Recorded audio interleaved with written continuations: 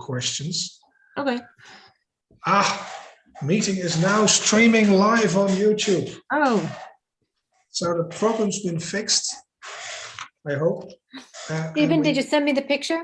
Yes, I just sent it through email to academic outreach. Even, Oh, that's weird. even the question and answers are uploaded on the PMI website. Okay, Okay. Thanks, Sam. probably that's where I saw them then. Even operational, so you can start. Yes, we saw. So let me welcome everyone and to this award ceremony. And of course, we all know it's strange times, so it's strange to do this online. We've sent the awards already to the nominees and the winners. And it's good that we do this online because we have one from Germany participating and one from Spain participating. So solve the problem that we didn't expect to have. I'm Steven Nijhuis. I'm part of the board of IPMA Netherlands, and in that capacity I'm responsible for education and research. Most people already knew and met Liz. That's my counterpart at PMI Netherlands. I am allowed to chair the jury for the Masters Awards, and Liesbeth Rijsdijk, that's also present, is the chair for the Bachelor Award. She will be announcing the Bachelor winners, and I have the opportunity to announce the Master winners.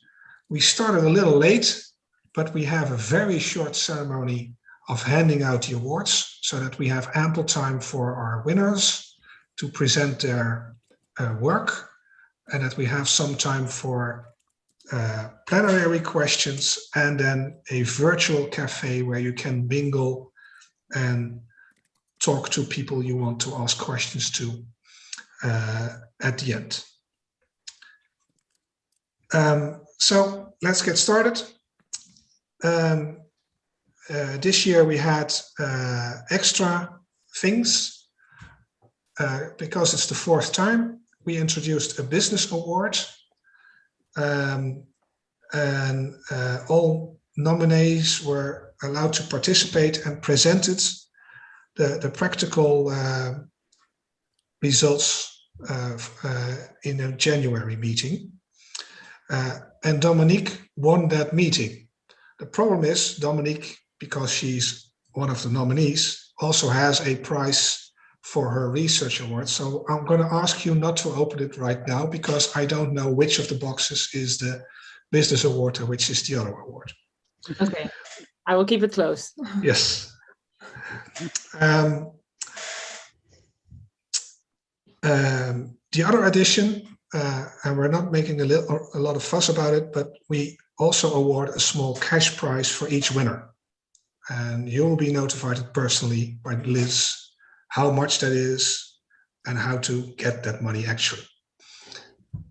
Of course, we will not tell any IRS official that you got money from us. So I'm here to announce the winners of the Masters.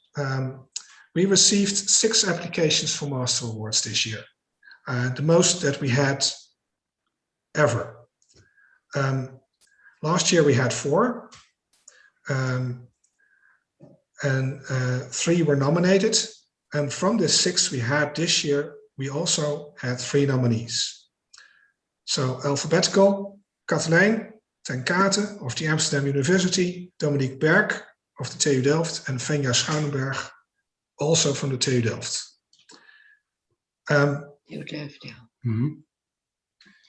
To be nominated or to apply, these theses already had to be assessed with good, and they should have received a recommendation of their supervisor to be applying. So we are dealing with the creme de la creme of the master thesis on project management here. The first prize I will be announcing is the silver prize. The jury had lots of praise for this thesis, and I'm going to use 2 or 3 sentences. This is a new addition to the discussion on professionalization of project management. It's a recognizable issue worth identifying and researched further.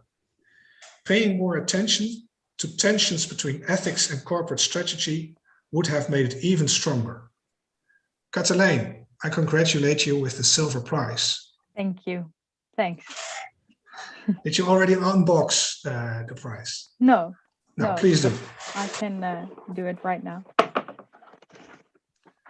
So Shall we I can leave the other 2 a little bit more intense. Can I show it to? Shall I show it to the camera? Please. Wow. Since Thank you it's a very glass much. object, it's very hard. And one next to your frame. face, okay? One that we can see your face. Oh. Like that. That's a very proud face. Oh, wonderful, Katelijne. Congratulations. Thank you. Congratulations. It's very transparent. Yes. And But your as- email has the other details of everything else you won, because you won more than just the prize money and the trophy. You also won the CAPM Oh, yes. course and test, and you also won a few other things. So that's all in your letter. Thanks. Thank you very much. Which leaves me 2 more to hand out. So let me share some jury remarks with one of them. Appealing and innovative research, both in contents and methodology, neatly introduced with substantiated conclusions. While the other got appealing translation of theoretical scientific knowledge into a practical tool. It has substantial possibilities for use in other sectors and for other strategies. So both sound very promising, and there's a slight but only slight difference in scoring. And as a chair, I'm allowed to choose them. So therefore, both Dominique and Fenya are awarded with the gold prize. So please, unbox them. Thank you. Thank you. Well, you go first, Dominique. Yeah? Yeah, I wait with my imaginary box. Oh, yeah. I have 2, but let me see. They're almost alike, only the text differs. Oh, let me see.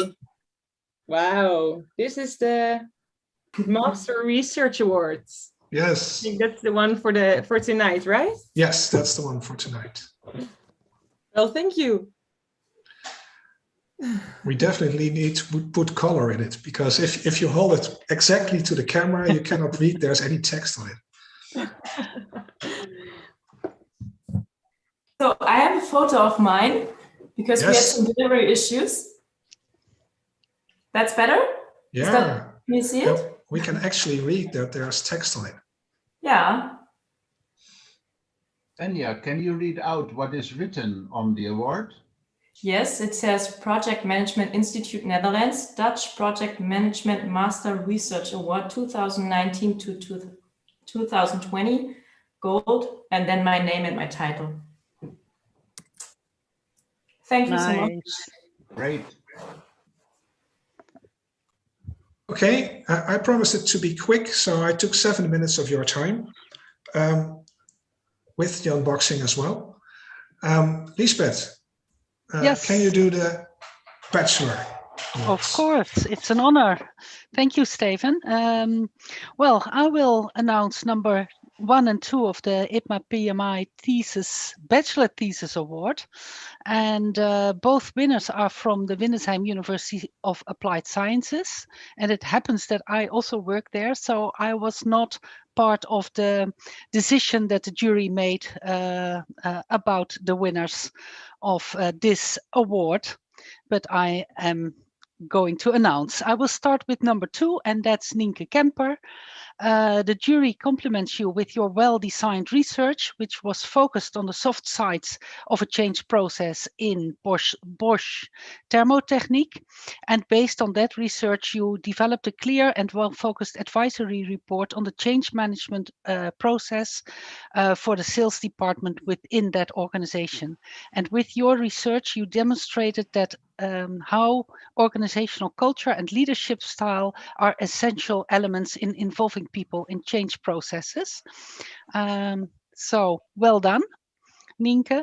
Thank you. Congratulations. And I think you are a part-time student, is that correct? Yeah, I do a course, yes. Yeah, so you do it next to your job and other activities, yeah. Yeah, so I'll that's tell you a little bit about it later in my presentations. Yeah, well, very well done. Thank you. I will show it. Yay! Yay! Nice. One Thank more, you. okay? Just hold it up so I can get a picture. Wonderful. Great. Wonderful. Top. Thank you. Yes, and then I turn to the number 1 prize, and that's for Helene Schnelle.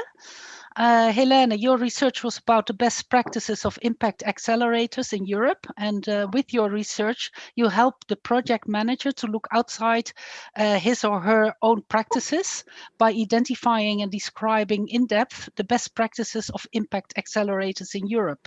You did in-depth interviews with project managers of different impact accelerators across Europe and compared the different practices based on effectivity and efficiency. And based on the results of the research, you also developed a best practices report with innovative ideas which project managers in this sector can use to assess and improve their projects. The jury was impressed by the rigor of your research approach and the well-structured and well-written professional product that was produced based on the research results. Congratulations, well done. Thank you, Lisbeth. Yeah, I'm also gonna unwrap the reward. Wow. Yay! Thank you. Wow. Congratulations, Helena. Thank you. Congratulations to all the winners. Well done. Yes, so a short round of applause, I think, is good. Yeah, and then I would like to give the floor actually to you, Helene, to do your presentation and also to ask the participants to, if you have questions, to put it in the chat so that we can follow up on the questions later.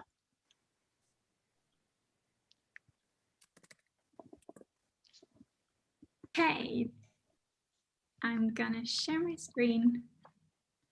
Great, so you should be seeing my screen now. Great, so let's get started.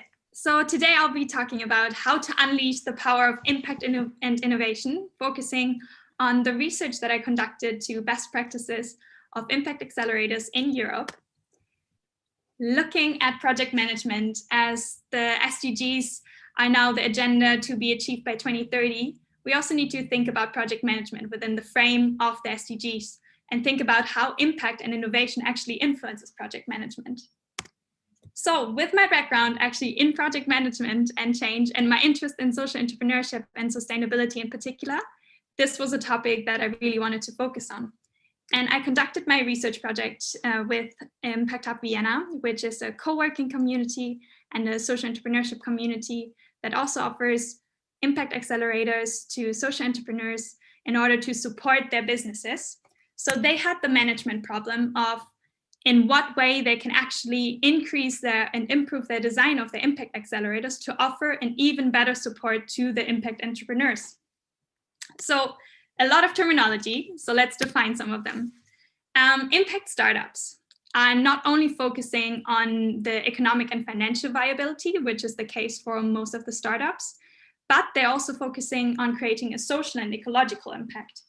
And the impact accelerators are actually trying to support these impact startups and creating this impact on the financial side, but also on the social and ecological side.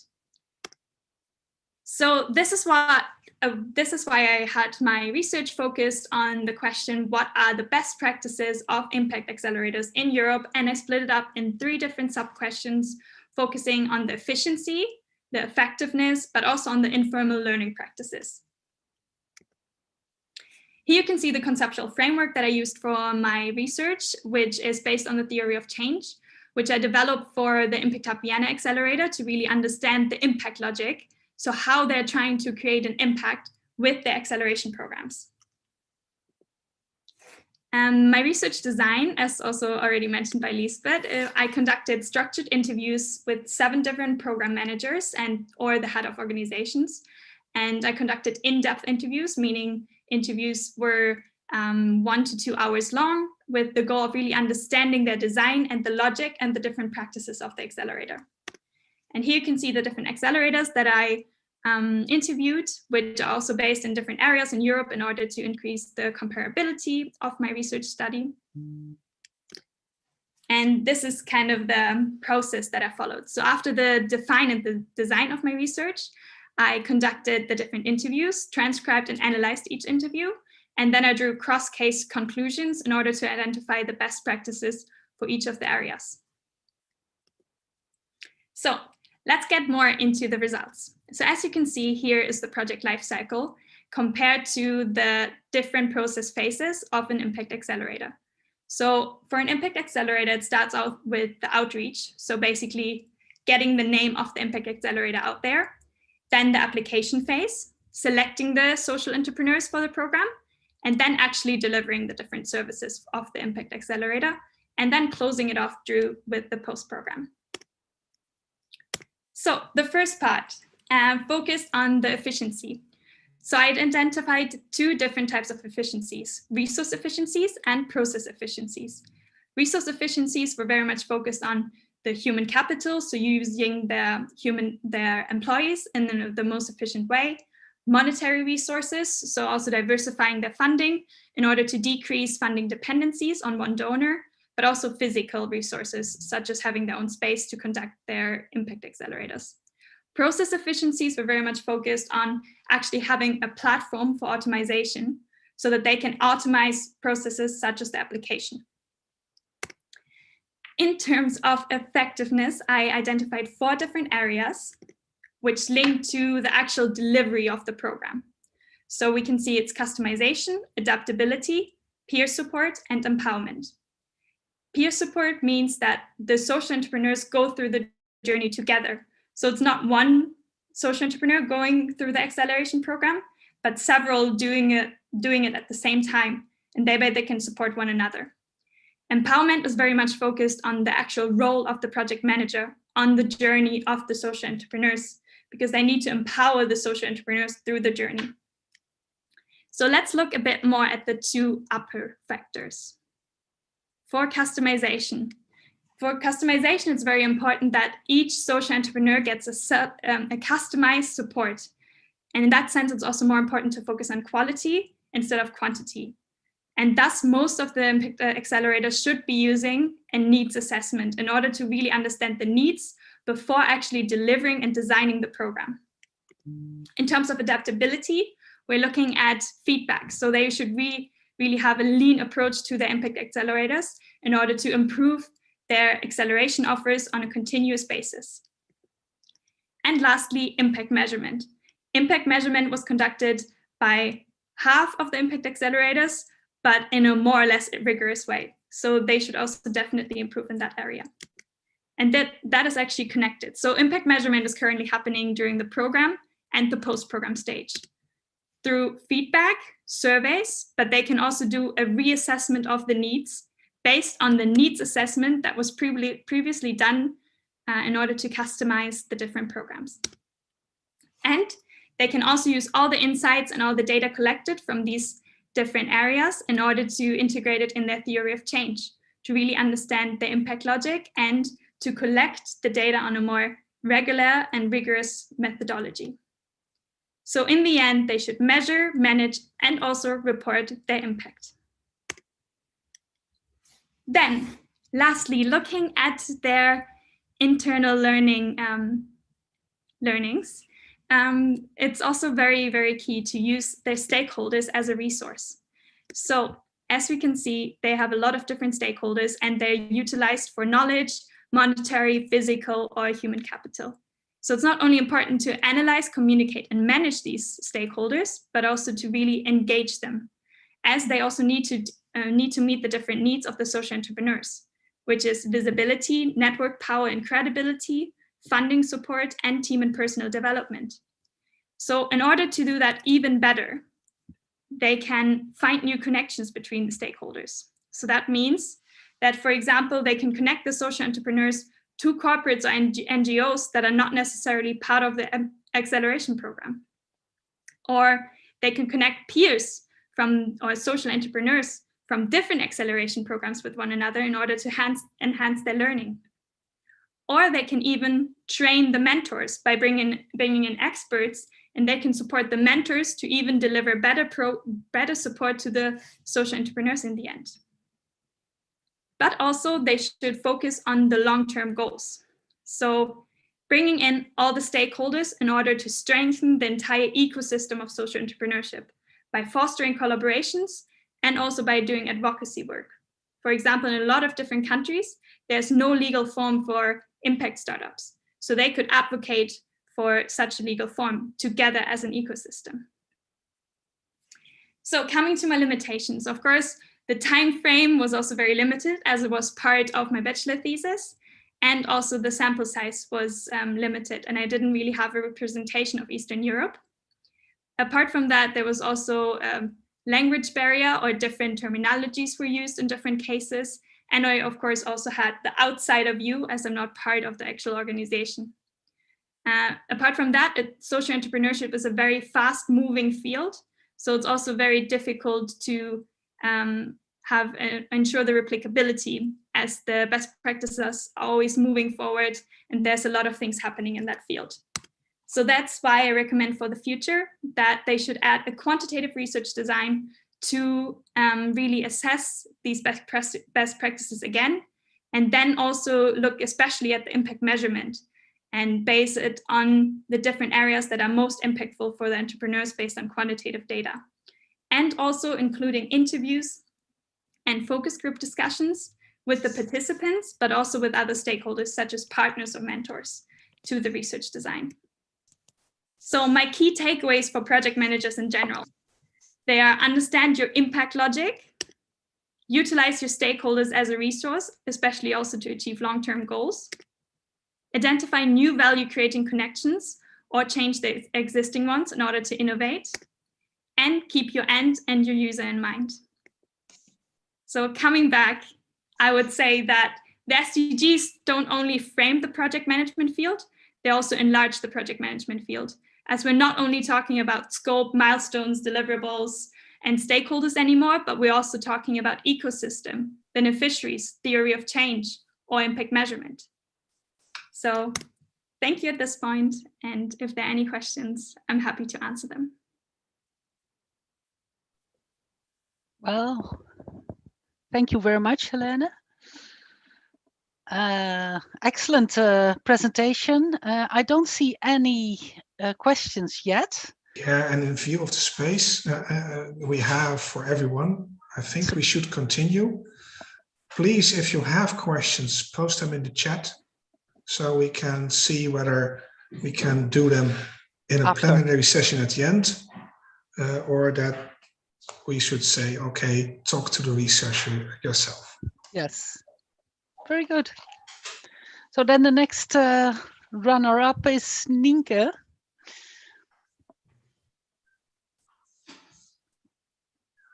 Yes, it's working, I think.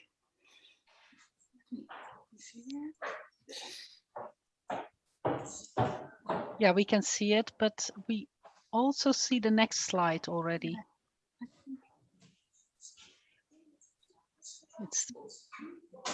Which slide do you see now? You see slide 1 and 2. Yeah, You have it on, you don't have it on presentation mode. No, you have it on presenter mode. Yeah. Oh, that's strange. Because I see the presentation mode, so I have to do it again, I think. Yeah. Let me see. Just try again.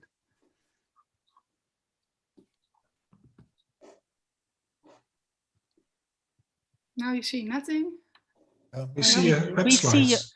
We see your slides now. You see the PowerPoint.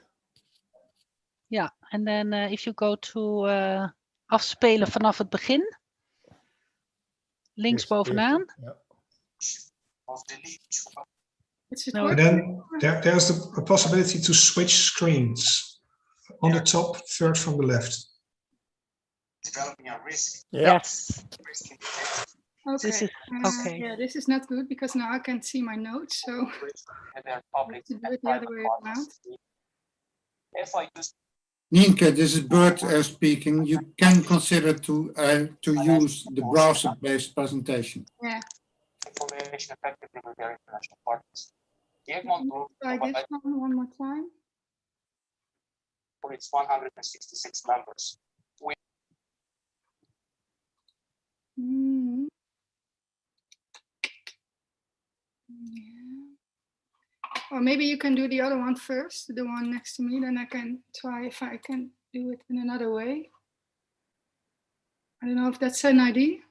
Nienke, I think you can all the way up. And there is one thing, maybe you can set the settings and you can delete the presentation view. I'm just not sure the Dutch word. Maybe dia voorstelling. No, that's not the word. Voorstelling, no. There must be something like settings, and there you can really. Yeah, I think the problem is that my presentation is open for too long. So I think that's the reason why it's not loading good. I go first, maybe. Yeah, or... I think that's good. Then I will try some things because otherwise I can't see my notes, and that's not nice. So no. If you want to go first, then I will try something. Yeah. Is that okay, organization?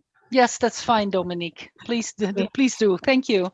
Nice agile approach to this. I have to stop sharing. Yeah. Yeah. Okay.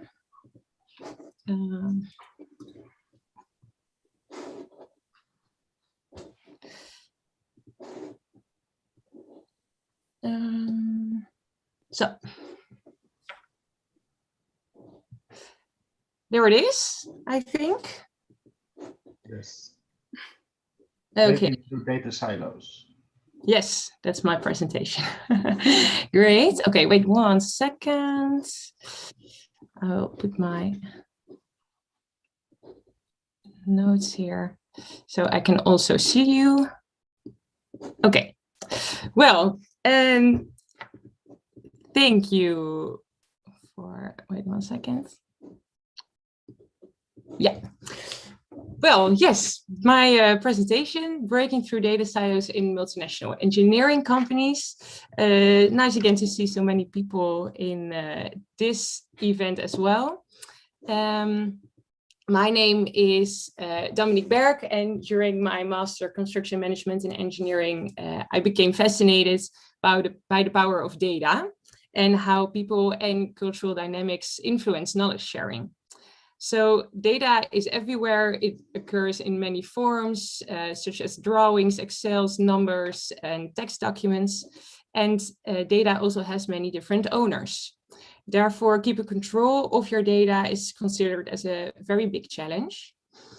And next to that, data is also considered as one of the most valuable assets for decision making. And companies spend huge amounts of money in becoming more data-driven. But often they do not really see the direct results of their investments back into the organizational profits. And therefore, money is put to waste.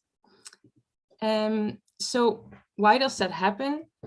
Well, currently the volume of generated data is increasing so rapidly that it exceeds our capabilities if we don't manage it well. And this can lead to data silos. So meaning that employees, departments, or disciplines do not effectively share and reuse valuable data within their organizational networks. And this leads to teams reinventing the wheel. So in multinational engineering companies, this problem is even bigger.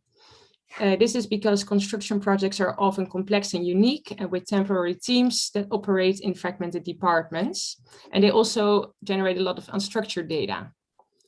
And due to globalization, more project teams work from different locations and face cultural differences that can lead to miscommunication and misinterpretation of the data. Only limited research is available that combines these aspects, even though data sharing plays an important role in multinational project success.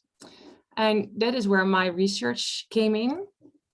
My research focused on the intersection of inter-organizational data networks, data sharing in the project lifecycle, and on projects in a multinational context. So my research question is, how can intra-organizational data sharing be enhanced in multinational engineering companies? So to investigate this, I used a case study design, the context of the case study in the multinational engineering company. And this is in my research, Royal Haskoning DHV. The single case is one of their multinational client portfolios, a very large international brewing company.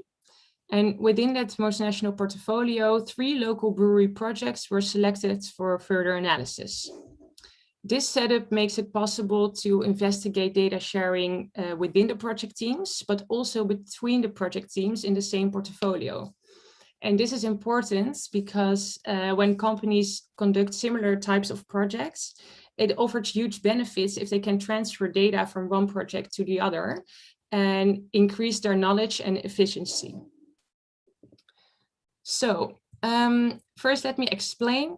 Data sharing takes place in networks of people connected by data streams. And you can see that here on the right. The people are the blue dots, and those are called nodes within the social network analysis. And the data streams are the blue lines, and those are called edges. I applied a quantitative social network analysis with Python programming to visualize the data sharing networks in my case study portfolio and projects. And this has never been done before in this context, while exposing edge and edge structures and node types in the data sharing networks, it can offer huge insights. For example, you can identify different node types. So here you see the different ones that I used. You have central nodes that are in the middle of a network and have a very strong position in the network. Then you have visible nodes. They have less connections and are a bit more easily replaced, or they have more connections, but they're easily more replaced. And then you have gatekeeping nodes. They are not that connected, but they keep parts of the network together, as you can see here. And then you have disconnected nodes. They have few connections and lay at the outsides of the network. And that is also why their talent is easily overlooked. So, secondly, the visualizations only do not explain the reasons behind the network structures. And therefore, I also used a root cause analysis, which I conducted with several in-depth interviews with team members from the networks. 10 statements about data sharing were discussed with them, and they were based on these themes that I found in existing literature. And by keep asking them the why questions about these statements, I was able to identify the data sharing behavior that explained the networks. So that's like underneath the surface, I was keep asking them why, and that really helped me. So combining these two methods also reinforces the overall liability of the research, as they complement each other in getting stronger interpretations of the results. So my results, this is one of the networks from the portfolio network that I analyzed. And you can see the structures here in the network and also like a division. So in the upper half, you have the more Dutch team represented. And then in the lower half, you have a Vietnamese team represented. And in the middle, you see the project managers that kind of connect those networks. And then another analysis showed me what the different types of nodes were. So here in the right corner were the central nodes who have many connections. And with this scheme, I identified with which team members I had to talk in my in-depth interviews. So this is my analysis from my in-depth interviews. By discussing the 10 statements with 10 different team members, I could identify enabling and limiting data sharing behavior. So the green ones and the yellow ones are enabling, and the red ones and the orange ones are limiting factors. So you can see in the overall overview that the green ones are more present. Yeah, the results also showed that there were like 3 different network types: centralized networks, less centralized networks, and information overload networks. And I found that there were mostly a few nodes with highly connected edges, and most of the nodes were more disconnected. And then for the factors that came most forward were for the enabling, having an overview and control of your data streams is really beneficial for data sharing. Then the data sharing accessibility by having simple tools and a good network. And then the intrinsic motivation of people to participate in data sharing. Then the factors that came forward as most limiting for effective data sharing were lack of change management. Secondly, missing extrinsic motivation by higher management to motivate people to contribute.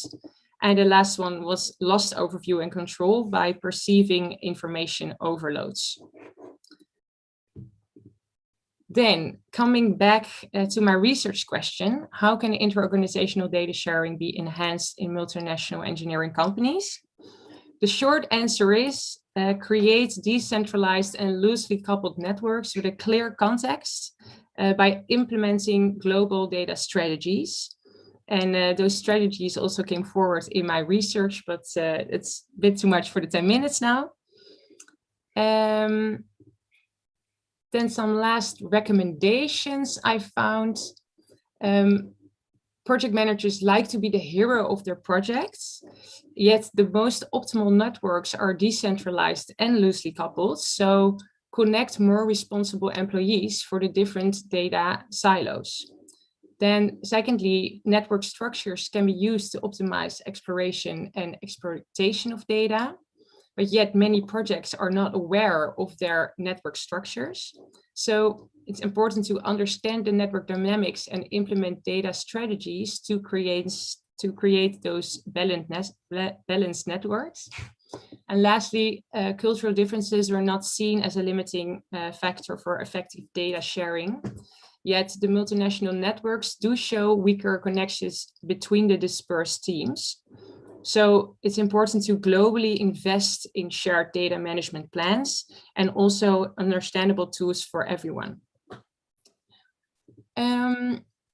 My limitations of my research are that, of course, I was trying to find as many people in the network and as many edges in the network, but still I wasn't able to identify the whole complete network structures.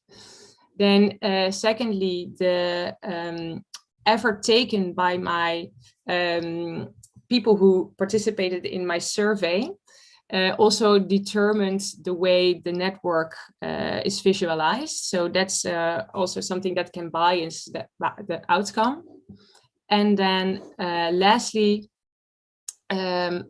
also there were many observations from the past in my network. So during my study, there were a lot of changes in data management and information management systems. So my case studies were in a transition, and I asked them about projects that already happened a year or were still like in the last phase. And then my recommendations for future research is by adding the variable time. It is very interesting to see how many network dynamics can change when new measures are taken within data management, and how the dynamic develops throughout the project lifecycle. And then secondly, the measuring the effect of different team roles on effective data sharing. Me and my academic sponsor are also working on a new journal or paper for that, so that's nice. And lastly, I found that there is an influence of the different cultural backgrounds of people. So the Vietnamese team members were overall more positive towards data sharing than the Dutch employees. So it's interesting to see if there is any influence of the cultural dimensions towards data sharing. And that was my last slide. So thank you for listening. Thank you, Dominique. There was one question in the chat, but it was already answered by you. Oh, by me? Oh, during the presentation. Yes. Nienke, are you confident that you can try now? Yeah, I hope so. So Liz, could you put the spotlight on Nienke then?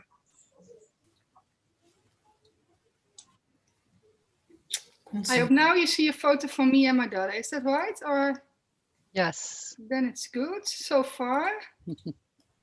Nou, gaan we even eruit. Yeah, good like this? You see my slides? Yes, perfect. Good luck. Okay, thank you. Well, good evening. Thank you all for being here. My name is Nienke Kemper, and today I'm going to tell you about how culture drives success. My thesis took place within the sales department of Bosch Thermo Technology, located in Deventer. The company is part of the Bosch Group, and they are active in the sales of commercial and industrial heating. The world of heating technology is changing rapidly. Sales wants to be prepared for the future and started a project team called Sales Deep Dive to prepare a transition. One of the steps in the transition was to implement a new way of organizing. And they want to implement 3 regional customer teams instead of 5 functional departments. This led to the following research question. How can the sales organization make a start to implement its new way of organizing so it becomes an effective transition? First, some personal details. I just turned 29, live nearby Arnhem, and I'm a mother of a 3-year-old daughter. Today, I'm an account manager at Human Care. I love to ski, especially downhill. But instead of going downhill fast, I will show that my road to success was more like a tough climb.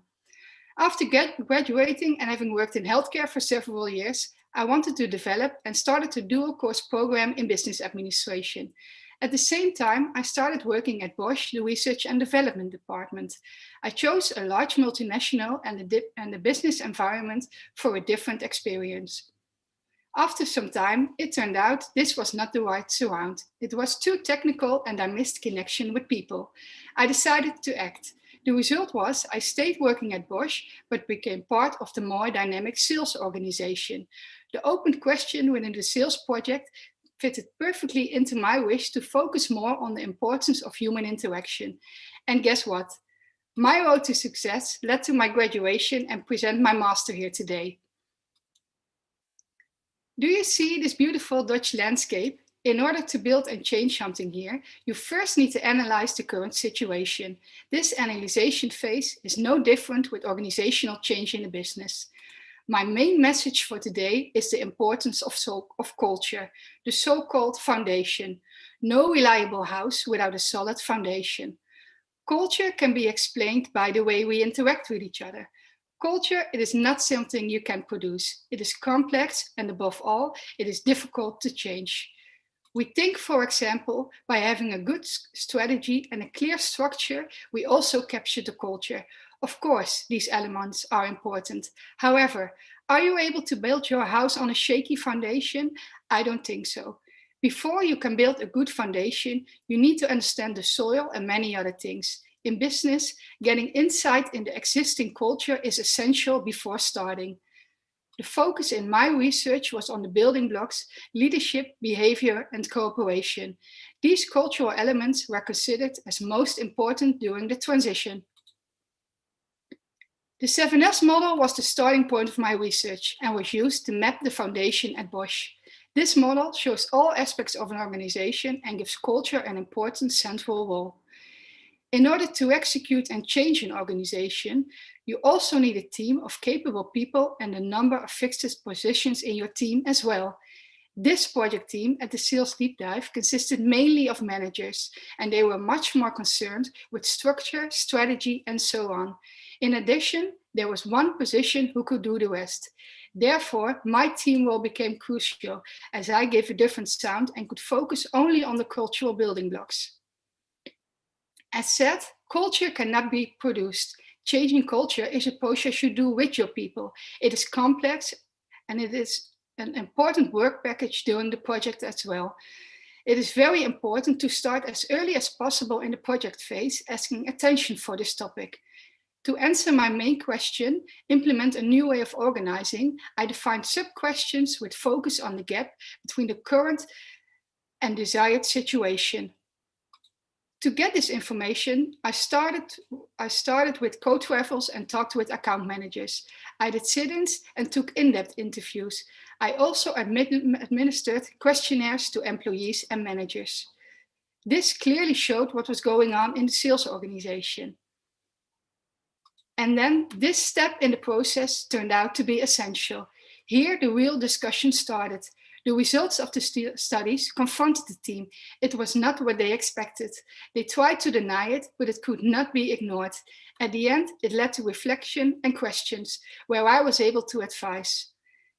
As a result of the studies, we did workshops in order to create awareness and interaction between employees and managers, and gained a lot of insight.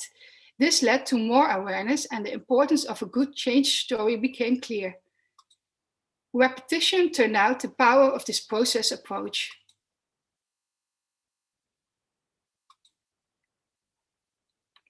So what actually came out of all the research that I did? It showed that the current culture is perceived as too hierarchical. There is a wish for an inclusive culture with matching qualities. For each building block, specific focus topics were defined. The OK and MSAE models with focus on culture and leadership style turned out to be extra important.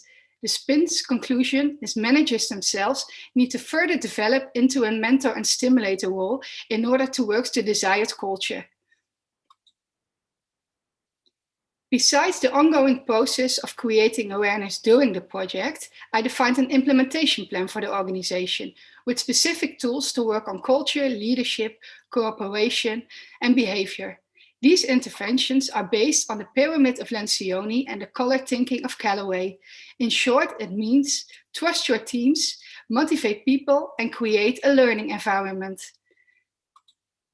The first step in the implementation before the moment of execution started, however, with preparing management. The change requires different job profiles and development assessments as well. When the managers are in position, they define the storyline together. Workshops are organized with the employees to involve them in the process. During the implementation of the organizational change, teams are formed and trained in their new role. Coaching by management is essential. After this phase, the organization will start executing. This is what they are doing right now. It takes time and commitment, but will lead to an accountable, dynamic culture with natural collaboration.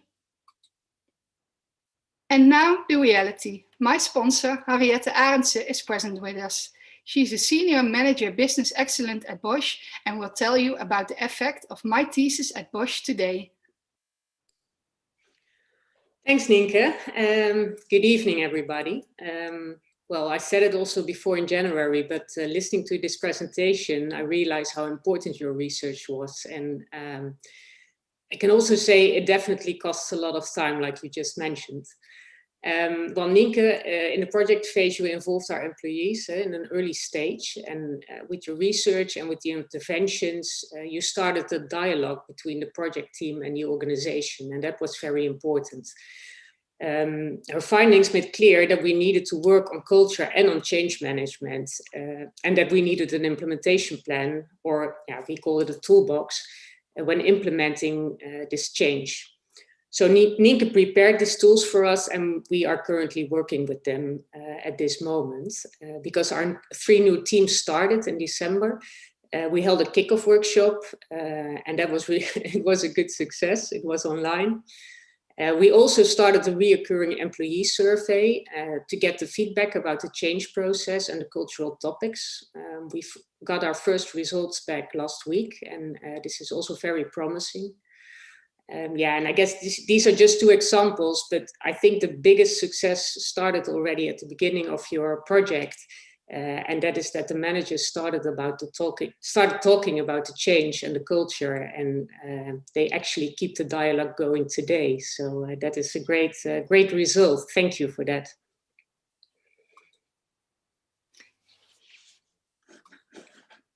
Thank you, Harriet, and also very thankful for your contribution and the nice working area at Bosch. Let me tell you to all, it was a challenge to cooperate with the project team consisting mainly of managers. At first, there was a lot of denial and resistance about the usefulness and necessity of culture. However, in order to be successful in an organizational change, you must immediately pay attention to culture. Enter the organization honestly and with an open mind, listen to what is going on, take people along and respond to their needs. I think culture should be a standard work package in projects. It requires consistency, time and commitment, but will lead to an accountable driven culture. Do you still remember the beautiful Dutch landscape? No strong house without a solid foundation. Thank you all for listening and watching. Thank you, Nienke, as well. We have several questions in the chat, but as being part-time project manager, I'm also worried about the time frame we're in.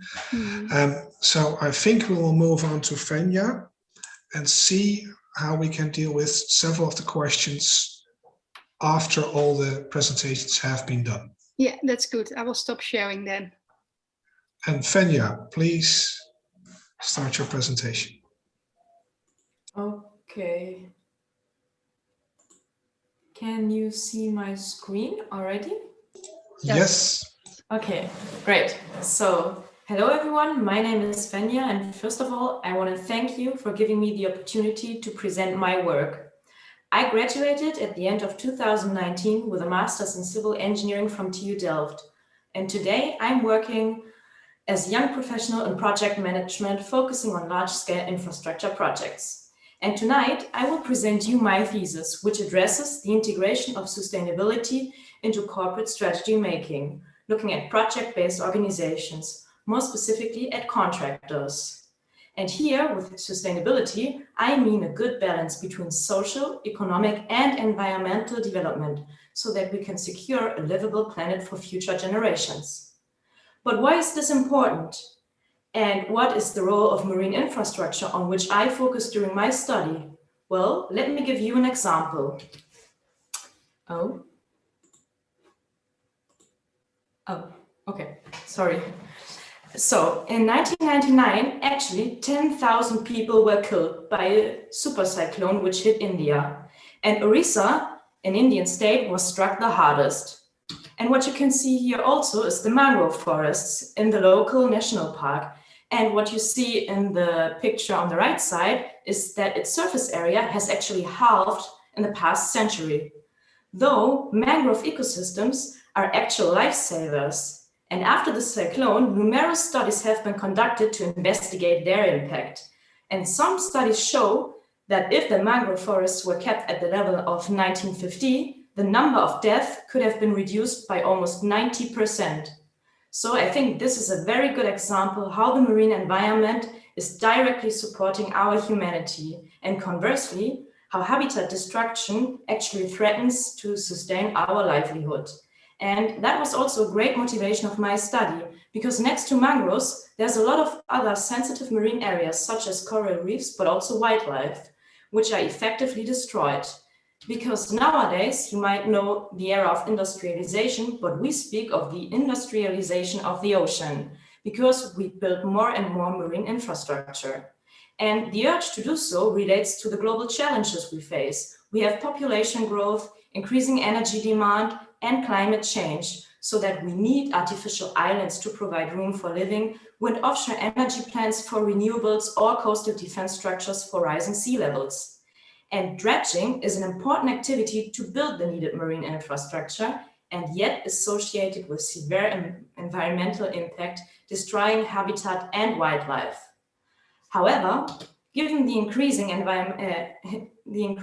awareness of sustainability, also the dredging sector transitions and needs to adapt more sustainable practices. In fact, it is increasingly recognized that the creation of marine infrastructure could even add sustainable value. For instance, look at the Sandmotor. This is not only a coastal defense structure, but it actually also provides you the chance to recreate and enjoy water sports. And because of all that, contractors who are creating such assets aim to shift towards more sustainable practices too. And especially when competing during tendering, minimizing impact and the inclusion of value-adding activities can be a differentiator to win the bid, and is thus also from a business perspective worthwhile striving for. And as a result, sustainability is increasingly integrated into strategy making. However, what we see, there's a big gap between strategy implementation on project level and the actual strategy making on corporate level. In fact, only 2% of the sustainability strategies achieve or exceed their aims. So with my thesis, I designed a success factor model to bridge this gap and to foster sustainability integration on project level. And I had the great opportunity to do so within Van Oort, an international marine and dredging contractor. And during my research, I distinguished two phases. First, I had an exploratory phase to build my conceptual framework based on a literature study and a company review underlined by exploratory interviews to draw up an initial list of success factors, which I then tested based on case studies to ultimately validate those during a focus group with 6 experts from the industry. And briefly, I would like to show you my cases. So I had nearshore works in Mozambique, I had port upgrade works in the Bahamas, and I investigated a coastal defense structure in the Netherlands. So all of them entailing dredging scope with a similar contract value. And in all of those projects, Van Oort actually proactively integrated sustainability beyond requirements. And after all, I found 37 sub-success factors, which I clustered into 7 critical factors for success, the C7. And based on those, you can actually do a gap analysis for your company to ultimately derive appropriate measures and to close the implementation gap. And the 7 factors are corporate leadership, corporate culture, corporate structure, management control, capabilities, collaboration, and the socioeconomic context.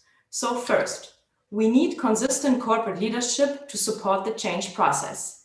Currently, if employees have to choose between sustainability and business targets, most choose business targets. And that's why sustainability must become another organizational success criterion to drive managerial decision-making accordingly. Second, establish a sustainability-centered culture.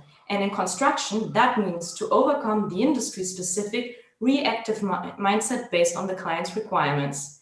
And central to this is opportunity-based thinking, which actually broadens the mindset beyond requirements and entails a thorough understanding of the client, his drivers, and the context. Third, we have to align the corporate and the project level. Sustainability must become inherent to the organizational processes, such as stage gates, for instance. Besides, integrating costing, risks, and sustainability can lead to project optimization and direct benefits for the client. And this way, you can overcome the hurdles associated with the decentralized structure of project-based companies. Fourth, ensure appropriate management control measures, because with management control, sustainability could become more specific, measurable, activating, reasonable, and time-bound. Also, concrete targets stimulate innovative powers to reach those limits, and accelerate change by allocating responsibility to the key decision makers. Fifth, the various corporate capabilities, such as dedicated personnel for stakeholder engagement and environmental impact assessment, need to be assimilated on project level to ensure informed decision-making.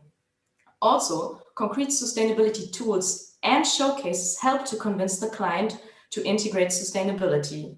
Those are unique selling points and give the responsible project manager confidence to share and advertise certain initiatives. Sixth, for aligning the corporate strategy making and the context, collaboration is key. The cases showed that by engaging with the client early on, a better understanding of what he actually wants emerged. And this way, contractors can integrate the client's value drivers to derive a sustainable value proposition. 7, and last, understanding the socioeconomic context and its constraints, like requirements, laws, and demands, is key. As most of the client's value drivers are allocated in the socioeconomic context, this actually provides a chance to motivate the client to increase sustainable scope and to add value to the project. So, to conclude, what can you do to make your strategies work? Well, first, do a gap analysis. Assess your company's integration process by analyzing the strengths and weaknesses against the 7 success factors. Upon having found your blind spots, you will be able to derive appropriate measures and to ultimately close the implementation gap. Second, empower all decision-making levels. We need a top-down and bottom-up change approach. We need knowledge and expertise from the project level. We need the corporate level for leadership support, and we need middle management to align those 2 levels. Third, and last, use opportunity-based thinking to win over your client. No longer purely rely on your client's requirements, but become more proactive. And by matching sustainability-related scope to your client's value drivers, it will become possible to implement sustainability beyond requirements. So, to finally end my presentation, I would like to encourage you all with a really nice quote, I think, from former President Obama. And that is, change will not come if we wait for some other person or if we wait for some other time. We are the ones we've been waiting for. We are the change that we seek. So let's start making our strategies work and strive together towards a more sustainable future. Thank you very much for your attention. Thank you, Fenja, as well. We have one more presentation to go. Yes, I Katalijn. think that's my presentation. I will share my screen. I hope screen 2. Can you see my screen? Currently looking at you. Okay, no. No, not yet. Yes, there it comes. Yeah? Okay, great. Okay, well, welcome everybody. Thank you for being here. I'm the last presenter of tonight. My name is Katalijn ten Kate, and today I'm going to give you some more insight in my research. And my research is called My Project is for the Client, or is it? What I want to do today is as follows. If it's, yeah, okay. First, I will tell you something more about my research and why this research question. Then I will tell you something about professional role identity. Then I will define project interest in my research somewhat more. I will share some results and I will conclude with a concluding thought. So in my research, I've researched the following research question. How's the tension between the ambitions of the project-based organization and the project goals of the client experienced and dealt with by project managers, and what implications does this have for their professional role identity? To research this, I've done a qualitative research. I've interviewed project managers within Royal Haskoning DHV. Royal Haskoning DHV happens to be my research sponsor as well. After completing my thesis, I've tested my results as well by organizing a webinar for project managers within Royal Haskoning DHV. And we discussed the results in a more quantitative, or tested the results in a more quantitative way. And it was important to do because I could see if it's important for them in practice as well. And the results were supported, so that's really nice. But now is the question, of course, what is this research about? So what I already explained was my research question, but if we look a bit closer to the research question, we can split the question in two. The first part, how is the tension between the ambitions of the project-based organization and the project goals of the client experienced and dealt with by project managers, comes from the need to research how project managers deal with tensions in their work. And what we see in scientific literature and also in practice is that project managers, due to the more complex issues they're facing in their work, sometimes have to deal with more paradoxical demands between, among other things, but between the project-based organization they work for and the client they work for. In order to understand how project managers see these tensions and how they deal with these tensions, we have the second part of the research. What implication does it have for the professional role identity? The professional role identity is namely a very interesting research concept. A lot of earlier research shows that through the professional role identity, you can determine what professionals find important in their work, and you can see what they see as their role and how they act to changes, but also to tensions in their work. So I want you to explain this concept somewhat further, so that you can apply this to yourself as well, but also to your company. The professional role identity is the identity a professional has in her or his work. This is shaped by your personality, but mostly by your educational background and your career. In these, you're given certain knowledge, values, responsibilities that determine how you look at certain work. And here you can ask the questions, who am I? What do I find interesting in my work? What do I find important? But more importantly, you can also reverse the questions and you can ask, what don't I like in my work? And how do I respond to things I do not like?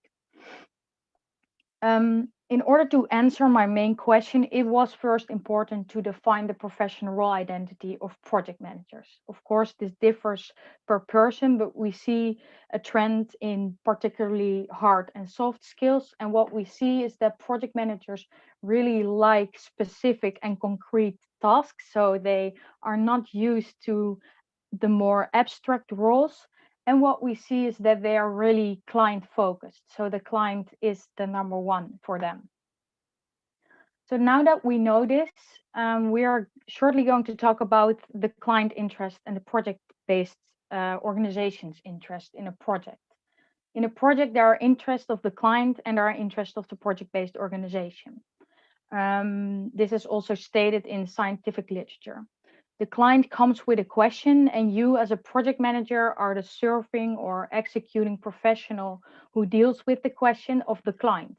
But at the same time, you also work for the project-based organization, which has also different interests. And at the moment or nowadays, these are not only financially or commercially interested anymore. So as a project manager, you are actually the one who can keep track of these interests. You are the one who has a major influence on which interests or ambitions are and aren't included in a project. And this figure shows this connection. However, it's not always easy to take these different interests into account because they can conflict each other. And the question, and that's of course the question to my research, is how do project managers see these conflicting roles and how do they cope with them? So what the results show is the following. What we see from the professional role identity point of view is that project managers are mostly more able to identify themselves with concrete project tasks. Besides, we see that the project-based organizations' ambitions are often seen as too abstract. And what we see, and this is a really interesting result, is that project managers sometimes even seem to equate the project interest with the client interest. But think about what I said earlier, both the project-based organization as the client do have different interests in a project. So is a project always successful if a project manager only is able to identify him or herself with the interest of the client and therefore automatically only meets the demand of the client when there are conflicting roles at stake. So what we see happening through these results is that if the different interests conflict each other, the project manager is more inclined to put the client's interests up front. This doesn't have to be necessarily a problem, but it can be a problem. And we see that that's due to they are more able to identify with the roles of the client. And sometimes they even seem to equate these interests. So now it's the question, what are we going to do about this? How can we get project managers to take on conflicting roles? And how are we going to help them identify with these abstract, in this case, abstract, more project-based organization goals? And to think that the project is something on its own and not only for the client.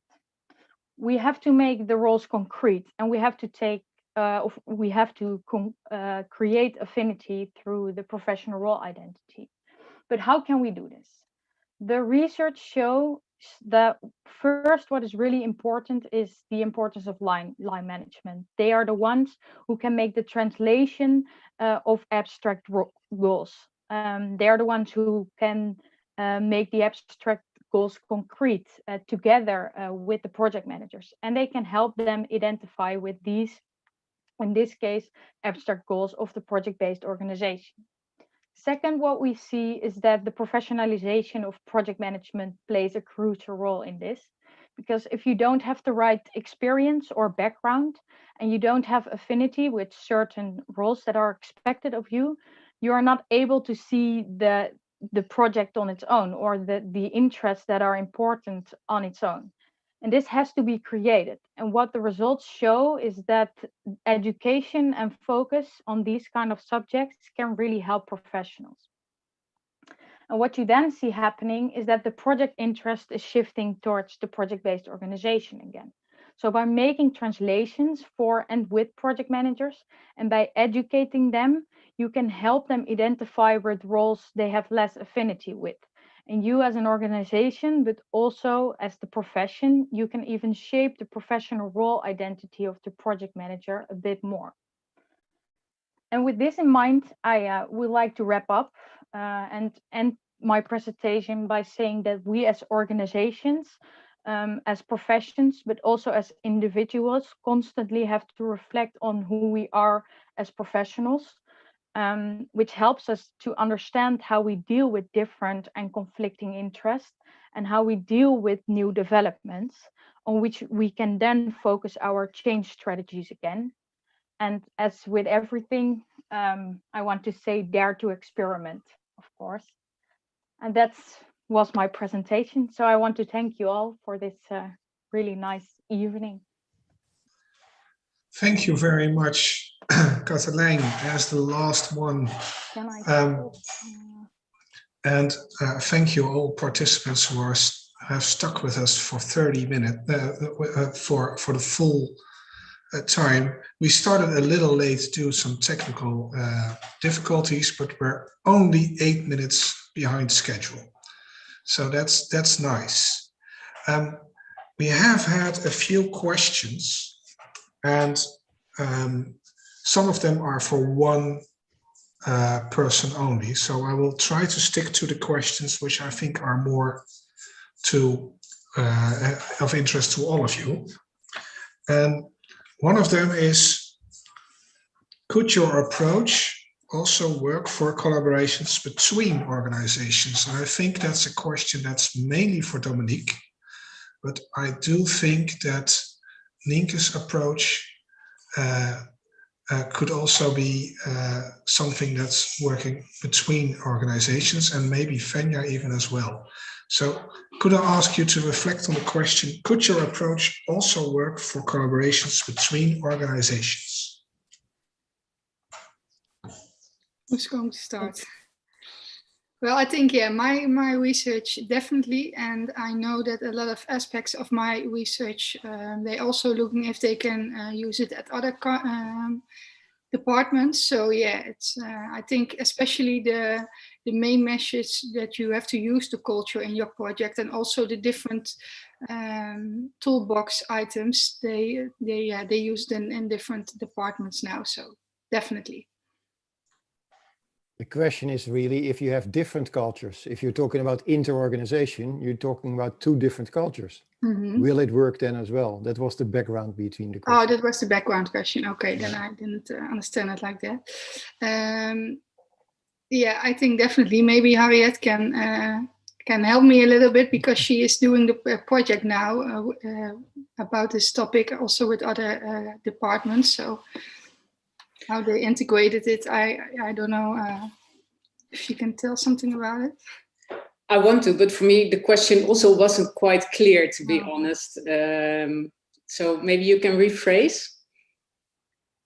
What I'm looking, this is an intra-organizational question, and it was really firstly directed at Dominique, so maybe we should go to her.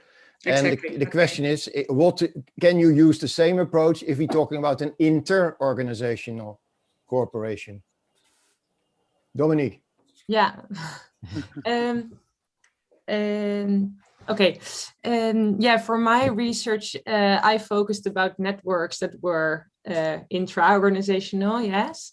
But the method, so the social network analysis, is also possible to apply on inter-organizational networks. Actually, the difference there is that you have to collect the nodes and the data streams. I did that with a survey, and I asked the team members within the same portfolio to share that with me. But if you ask the nodes and the edges from your clients and from the project that they're working with, then you can also identify the edges between them and then do your analysis on the relations that show up there. Of course, my conclusions that came forward from my research are different than probably, but the methodology is also applicable for inter-organizational, yeah. Okay, thanks, Dominique. Thank you. And congratulations. Thanks. Fenya, you looked at the C7 for one company, but if companies work together, would the C7 would also be a handy tool? Well, since we're looking at integrating your own corporate strategy within your own company, I think it makes more sense to look at a company. Mm-hmm. So I don't know what the question actually refers to when we look at two companies acting together. I don't know.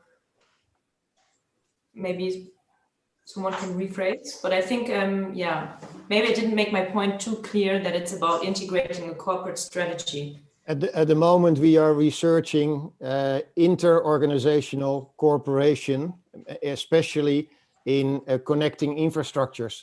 So there are various infrastructure asset managers working together to develop the future. And my question is then, if we have 2 or 3 clients working together, will this method work? Could that be applied? We're talking about, sorry, Hans, I'm guessing you're talking about long-term cooperation, not just for a few, not for one project. No, for yeah. If I talk about infrastructure projects, we're talking about a number of years. Yes. So it's basically a project portfolio.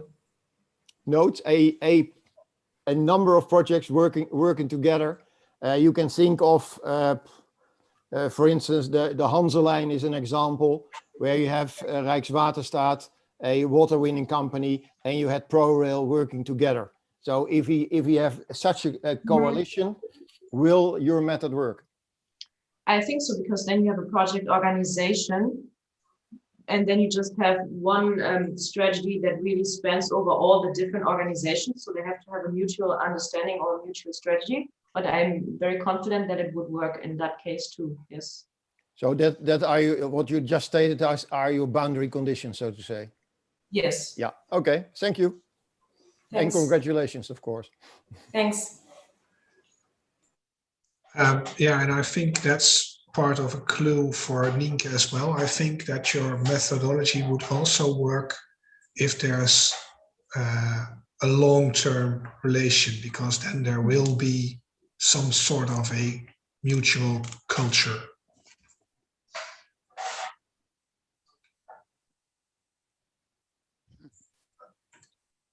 That was there was a question about bottom up versus top down, but I think that was mainly aimed at the work of Nienke. Yeah. So I think we will shift to the One More Me Cafe, and I'll try to share the instructions.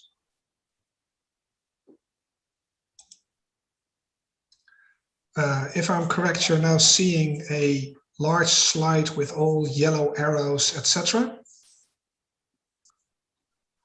And I'm counting on Bert to share the link in the chat so that you actually can click on it. It's done. Okay.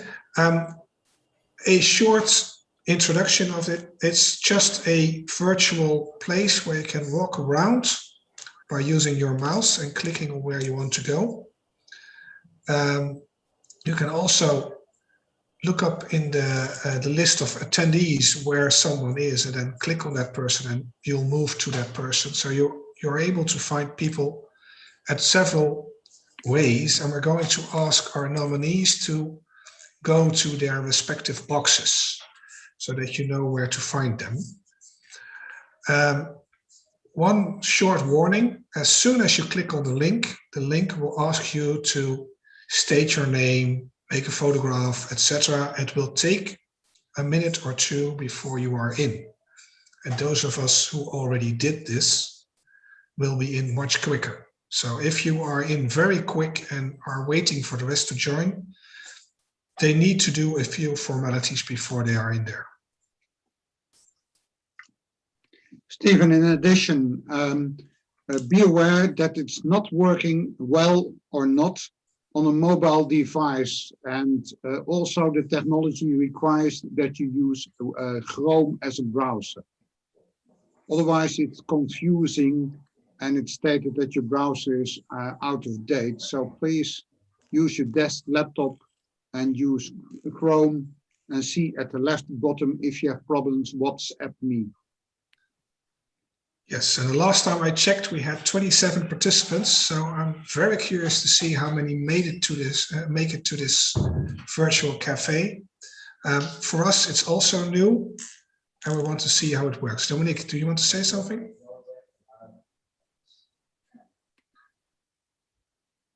No. Okay. What is your telephone number, Bert? It's there. Where is it? It's the support on the bottom left of the screen. Ah, there. Okay, yeah. See it. Okay, so I would now invite all of you to move to the One More Me Cafe. Yes, bye-bye. Bye.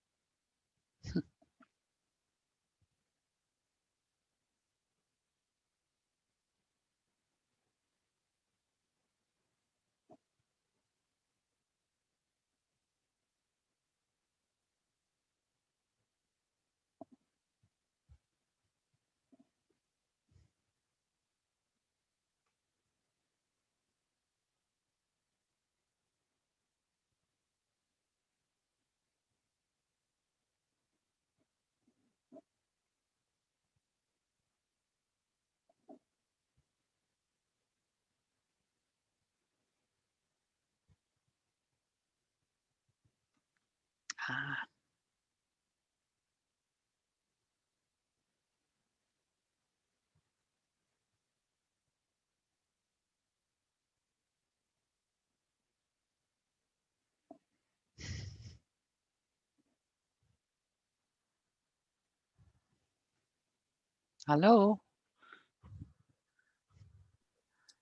Bij mij doet hij het niet, maar doet hij het bij jou, Liesbeth? Ik zie Nou, alleen... bij mij doet hij het wel, Gert-Jan. Ik zit in de kamer.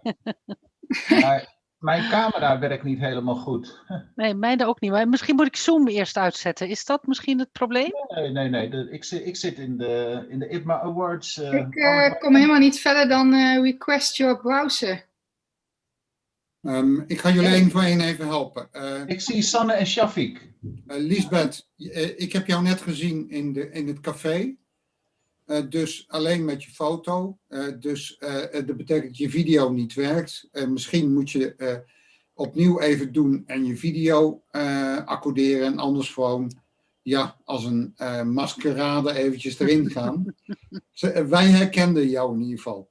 Ja, de foto, ja. Ja. Dus Nienke, waar zit jij vast? Wil jij je scherm delen? Ja, hoe doe ik dat? Onderin share screen. Oh, bij jou, sorry. Gewoon via Zoom. Ja. Ja. Ja, het is complex als je 3, 4 applicaties hebt. Oh, kijk eens aan, ja. Hé, maar dan zou je mij nu moeten kunnen vinden. Ik ben hier, maar... En nu zien jullie mij... Jouw scherm, Nienke. Wat zeg je? Is dit jouw scherm? Ja, dat is mijn scherm. Oké. Kijk, ik zit hier vast. Dan denk ik, request browser permission. Ik weet niet wat ik hier moet doen. Ik denk dat de dat handig is, want... Je browser vraagt van mag je de dingen, er is een pop-up. Ja, maar waar zie Dus ik ik die weet niet hoe dat bij Apple gaat. Nee. Even kijken hoor. Nienke? Ja? Ik denk dat je eventjes je browser moet sluiten en eventjes opnieuw opstarten. Misschien ook andere pagina's van je browser sluiten. En ook deze presentatie, de hele reutemeteut, wie weet zit er ergens een schermpje onder. En dan opnieuw, ik zou je aanraden eerst Chrome onderaan even te sluiten. Dus een linkerklik op je... Someone went out of my circle. Denk je dat het zo moet lukken? Of moet ik nog iets doen?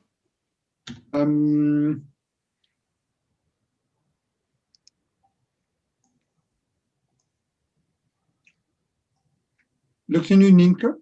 Ik zal het nog een keer proberen. Ik zit nou in de ruimte van Venja Schuilenburg. Maar... Mooi. Gert-Jan, jij zit er nu in, hè? Ja, de kamer, ja. Hey, Steven, zou je hallo. dan Zoom willen verlaten, dan hou ik alleen de hulpvragen zo. Oh ja, alleen een kneusje over. Dit werkt wel, Steven. Maar waar is Venja eigenlijk? Dat weet ik niet. Ik zie dat Nienke nog bezig is in de Zoom. Ja, dat zag ik ook. Nienke, kun je me horen? Ik kan je wel horen, ja, maar ik zie je niet. Klik op die request. Maar in de chat? Nee, gewoon terug op naar Chrome. Ja. En dan die link openen. Even kijken hoor. Dan ben ik de hele chat kwijt. Och, man.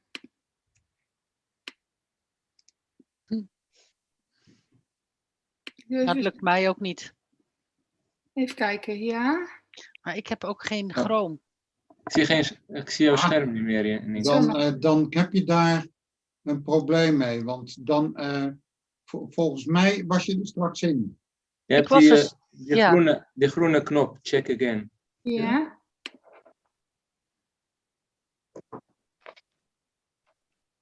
Request browser permission. Drukken. En dan zegt hij weer hetzelfde, check again. Maar jij hebt denk ik ook niet de goede browser misschien. Dat is wel Chrome, maar dan op een Mac. Oh. Ja. Klik nog eens een keer op request browser permissions. Ik heb hetzelfde als Nienke. Heb je ook een MacBook? Nee. Ik zal eens kijken of dat hij het... Ik ben helemaal niet... Gek, hè? En als je het op Safari probeert, niet? Ja, heb ik net geen ook al fout melden. geprobeerd. Maar... Oh.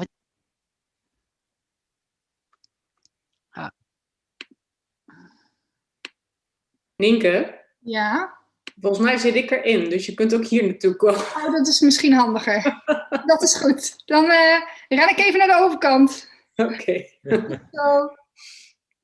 Hij is wel bijna weg.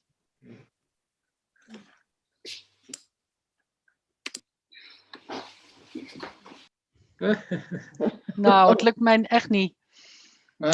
Ik denk dat het aan de browser ligt. Kijk, dat moet wel, want het moet Chrome zijn, want anders werkt de technologie niet. Nee, nou, en ik heb geen Chrome en ik ga het ook niet installeren, want dat vind ik altijd heel erg irritant, verschillende browsers, want dat gaat weer tegen elkaar werken.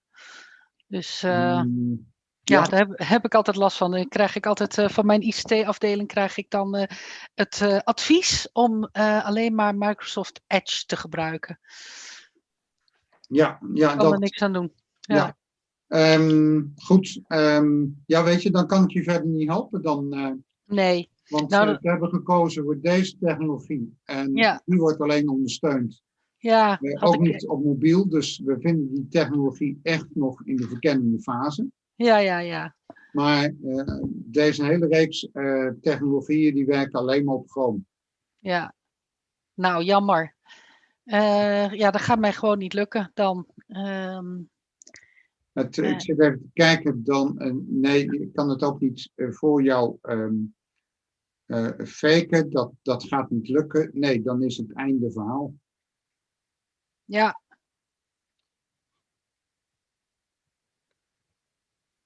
Jammer. Explorer heb ik wel, maar daar heb je ook niks aan. Dan krijg je allemaal foutmeldingen van WonderMe. Die zijn redelijk verwarrend. Als je een iPad start, zegt hij, ja, gebruik een oude browser. Ja. Start Safari op, dat werkt niet. En hetzelfde als je Edge vanmiddag nog geprobeerd, werkt niet. Het is echt werkt niet. Nee. Ik merk het. Nou, jammer dan. Dan ga ik nu Ajax kijken.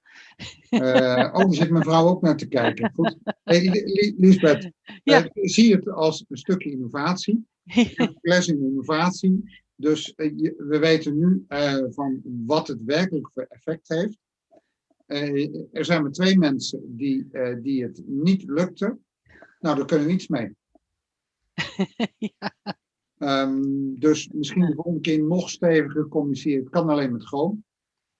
Ja, maar ik moet ook heel eerlijk zeggen, dan waarschijnlijk had ik het dan ook niet op tijd gelezen. Want ik ben op dit moment echt zo in de overlevingsstand dat ik alles op het laatste moment doe om het allemaal georganiseerd te krijgen. Dus, joh, ga dan lekker. Je kan zo druk zijn als je reflectie toestaat. Ga lekker naar Ajax kijken. Precies, dus ik vind het ook wel goed zo. Hey, bedankt voor de organisatie en tot kijk, hè? Tot kijk. Hoi.